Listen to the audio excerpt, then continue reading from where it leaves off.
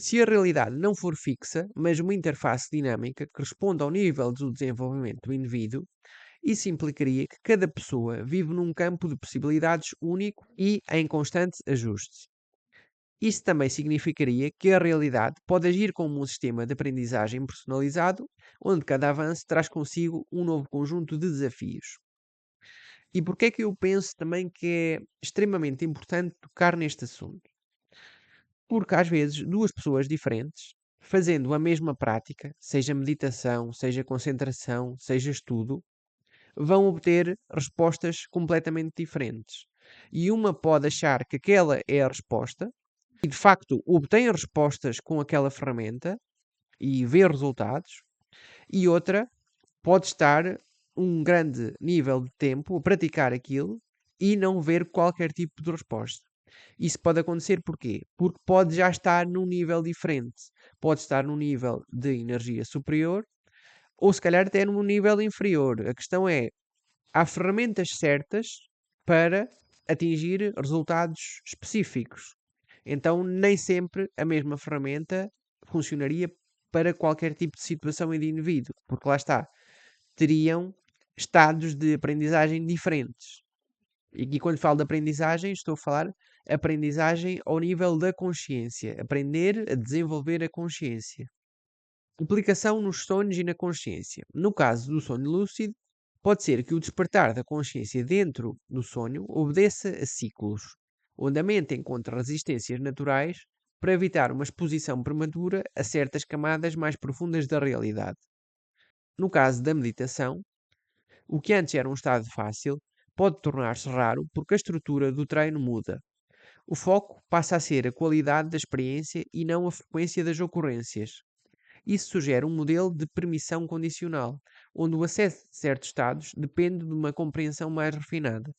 Ora, isto aqui também podemos fazer uma analogia com o subconsciente e o consciente.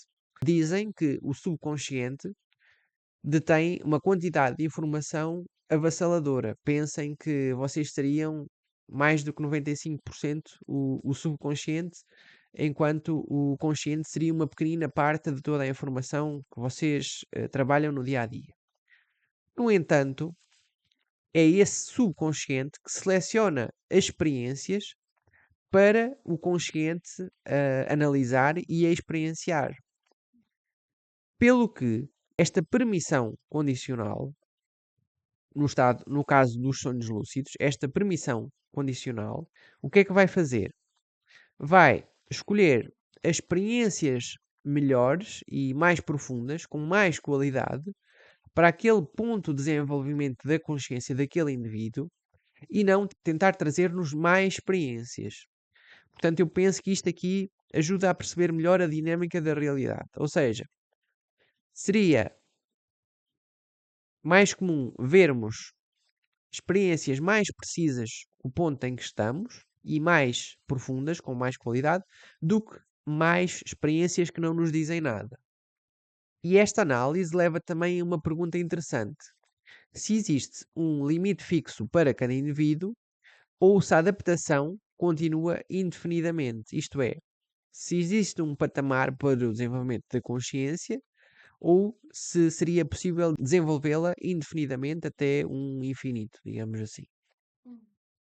Não tenho uma resposta. Isto é só uma pergunta que surge como análise deste modelo. E então eu decidi perguntar aqui ao ChatGPT em que situações é que encontramos evidências disso. Se tradições de meditação têm modelos semelhantes. E ele diz que sim, que podemos encontrar evidências desta hipótese em diversas áreas, incluindo tradições de meditação, fenómenos psicológicos e até mesmo certos padrões de física e biologia, como, por exemplo, no budismo e o caso dos jhanas.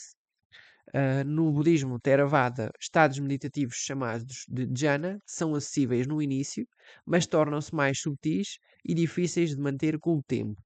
O praticante precisa de refinar a percepção e desapegar-se de certas experiências para progredir.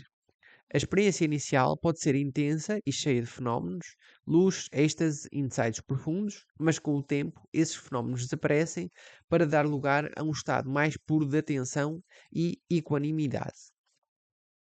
No Vedanta e Advaita, a busca pela realização do Atman, ou seja, o eu superior, é descrita como algo que no início pode ter manifestações poderosas, mas depois passa por um período de silêncio e aparente ausência do progresso, o que é chamado de período seco ou Dark Night of the Soul. Em algumas tradições, o praticante sente que perdeu as experiências anteriores, mas na verdade está a ser forçado para uma compreensão mais profunda.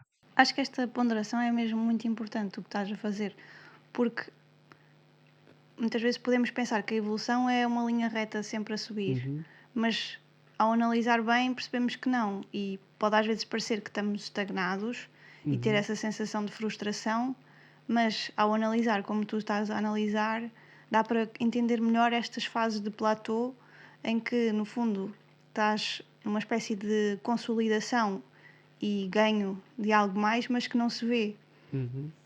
Até porque a evolução também precisa de perdas, isto é, de baixos, porque às vezes é necessário mudar de caminho, porque aquele caminho pode não ser o correto. E se pensarmos no nosso vídeo de análise sobre a espiral, poderíamos dizer que a evolução segue uma espiral e não estaríamos fora daquilo que seria o contexto desse vídeo, né? Muito interessante. Uhum. Também no treino energético, como no caso do Qigong ou Neigong, há um modelo semelhante. No início, fortes sensações de energia fluindo pelo corpo. Com o tempo, o praticante precisa de ajustar a sua consciência para camadas mais sutis, porque a energia mais óbvia começa a desaparecer. Isto é, não é que a energia comece a desaparecer. Eu diria que a energia mais eletromagnética e mais cinética se torna uma energia mais potencial, o que também segue a lógica do que temos vindo a falar. Alguns textos taoístas sugerem que esse é o mecanismo natural para evitar a estagnação e estimular o refinamento da percepção. No que toca aos sonhos lúcidos e experiências fora do corpo, também há evidências semelhantes. Muitas pessoas relatam que no começo o despertar nos sonhos ocorre espontaneamente, mas depois se torna mais difícil, exigindo um refinamento da atenção e da intenção. Isso sugere que a realidade dos sonhos responde à aprendizagem do praticante, tornando os desafios mais profundos à medida que se torna mais consciente.